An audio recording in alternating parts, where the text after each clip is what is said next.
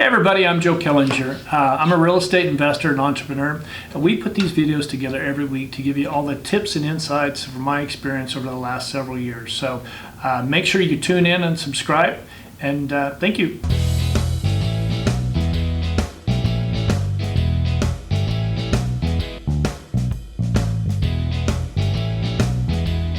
Hey everybody, thank you for tuning in today. As you can see, we've got a little bit of terrible weather here in Southern California, a little bit cloudy, maybe going to rain a little bit, but I do have some good tips for you that I think if you want to become a commercial real estate agent, this is going to really get you on the path to success a lot faster than if you just tried to go at your own. So get your pen and paper and write these down. First thing, find a good company that has a great training program.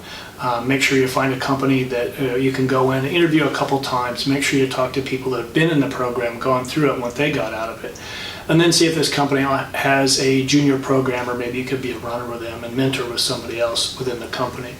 Then when you're out on your own, you've got to remember that you are up against people that are right out of college. They're rolling a few hundred phone calls a day to people that they've been in the business 5, 10, 20 plus years. So how are you going to get started? How are people going to find you? Well, it's really not that difficult. One, social networks. Make sure you go on every social network, Instagram, Facebook, LinkedIn. I don't know about Snapchat, but Twitter. Get on all those. Make sure you have your company information, a direct link to you so they can find you just by clicking a button. Make it simple for them to find you. Create content on a daily basis, not once or twice a week, but content on a daily basis that you put out. Set up a program. Every night when you get home, create your content and then put it out the next day. I don't know the times you should be putting it out. You can Google out there for your time zone. You might want to figure out when the best time to put that out to get the best bang for your buck. Create memes about what's going on in each particular market. For example, if you're in Albuquerque, what's going on in Albuquerque's industrial or office?